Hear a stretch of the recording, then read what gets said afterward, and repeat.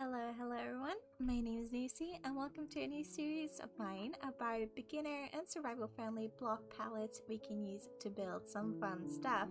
To get us started off today, we're going to be talking about the new copper blocks and copper block palettes. Let's go! So if you guys didn't know, in Minecraft version 1.21 we're getting some new copper variants which are going to be so fun to build with. So this is what we currently have in the game, and it's all of these copper blocks, and this is what's going to be added, everything from here. So we've got the bulbs, the chisel copper, the copper grates, the doors and the trapdoors, and this gives us so many options to build with, but it can be a bit overwhelming, especially because copper is not the easiest block to build with and it's got a very specific vibe to it. Well, today I'm going to show you guys some of the color palettes I came up with, and hopefully this will give you some inspiration for these new blocks once the update goes live.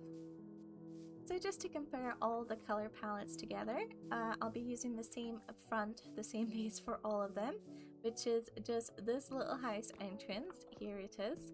To keep this really beginner friendly, the color palettes are just 4 blocks, and they will also be mostly blocks you can get in survival quite easily if there is some difficult to obtain or expensive blocks. I'll try to include alternatives to make sure that you can build with these palettes whether you are brand new to the world or if you've been playing it for a while. Here is an example of a basic color palette that I've used to build this front. Couple things to know if you're brand new to building is in your palette you definitely want to have a few accent colors as well as some in-between shades to tie the build together. In this case, in my color palettes, I try to have at least one really bright color, really bright accent color, such as this black concrete here, and then the 2 grays to kind of tie it in together with a white, which is either going to be another accent color or just an in-between that you can use anywhere in your build. And this is the house entrance I have built with a palette. Okay, starting off strong with palette number 1, we're working very much with the red and the orange hues in the copper. This is a lovely little palette for a warmer themed base, or it could go well in the nether as well, providing it's fireproof. We're using red nether brick, sorry, not red, normal nether brick for our accents, as well as stripped mangrove wood, spruce wood, and of course the copper blocks. Here is the inside. And if you wanted to expand upon this palette, here are some blocks I think will look good with it.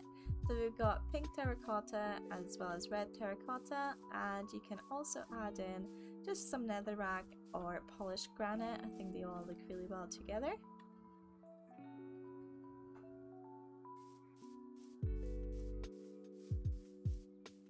And we're now working with the exposed copper that's got a bit more of a brown hue to it than the normal copper blocks. And really focusing in on the brown, we've got this beautiful palette that will go in any medieval or fantasy build, I think. It looks very warm, it looks very cozy, and we're using spruce wood for the accents, as well as mud bricks, spruce planks, and of course the exposed copper.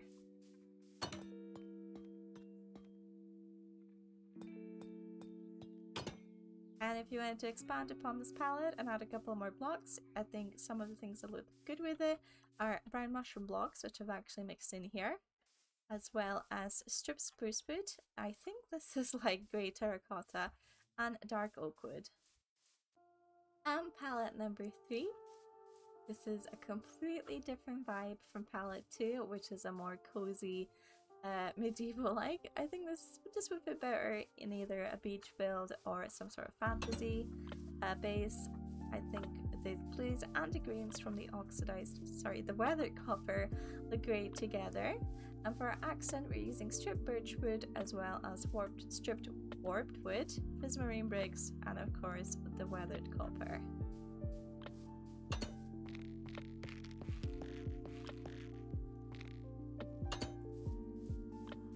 Now I think this palette could also very much work with just the oxidized copper here instead of the weathered, but the little hues of more red on it I think match well with the birch wood. If you fancied using oxidized, I would suggest maybe swapping out a birch wood for sandstone or quartz. And some of the different blocks you can add onto the palette are warped wood planks, different cuts of copper, as well as prismarine bricks and smooth sandstone. And another palette for the fantasy builds. And another palette for the fantasy builds. It probably wouldn't fit well with anything else, but this is a gorgeous pink little house. Maybe I'm biased as a cherrywood lover. And just thought I'd give you an example of a couple different windows you can use with this palette as well. Is you could stick with the cherrywood, or you could use the oxidized copper, or even the crimson wood.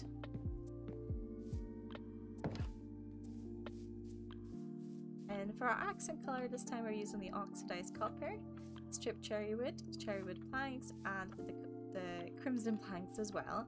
If you wanted to expand on the palette, you could add on nether brick, glazed pink terracotta, warped wood stripped, and this is white terracotta.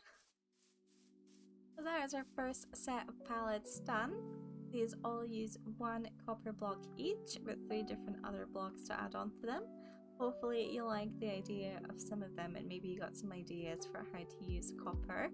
Now, to raise the difficulty a little bit, I've got another 4 palettes that use 2 or 3 copper blocks each, just to really expand upon them. And building off that, we've got this very first one here that's got more of a warm hue, but we are using the weathered and oxidized copper for contrast. So very similar to this palette here, palette number 2. Got palette number 1 with the mud bricks and the jungle planks that I think tie in really nicely with the weathered copper.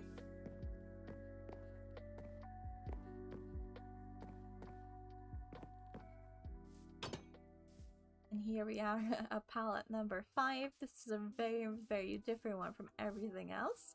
I think it's got a bit more of a modern feel. At least the dark oak planks and the quartz always gives me a bit more of a contemporary vibe. And it's nice to add the copper for some industrial touch to it.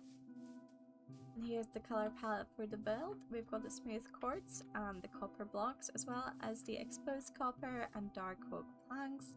If you wanted to add on to the build, you could use some acacia wood instead for a brighter touch of color, or some white concrete and dark oak logs, as well as, what is this? Light grey terracotta.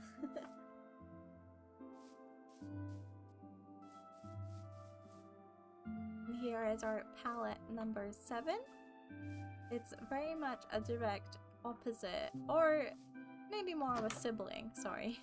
It's a very much of a sibling palette to this one here, with the birchwood and the lighter tones with the cyan. This one we swapped out the birchwood for sandstone, and we're also using some endstone bricks. But if you are struggling to get some endstone bricks, don't worry, you can swap these out with sandstone or birchwood.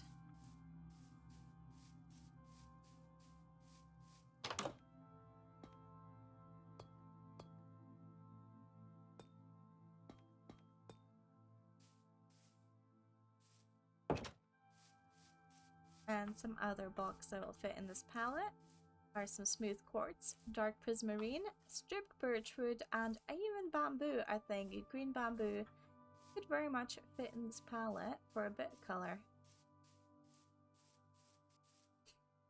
And last but not least, we've got palette number 8, which gives me, I don't know why, it's giving me some sort of alchemy vibes. We've got the 2 opposite colors of copper, the oxidized copper and normal copper, and we're also using red nether bricks and mangrove wood again.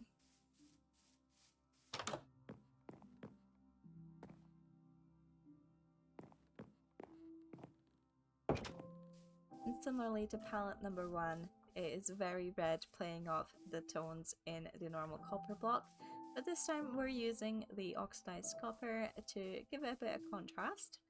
And also to build off that, I'm using the copper bulb, I think, instead of normal copper, just to make sure the textures are a bit different for the contrast. To build off this palette, you could add on some normal nether brick or netherrack, as well as the other two types of copper to really smoothen out the transition.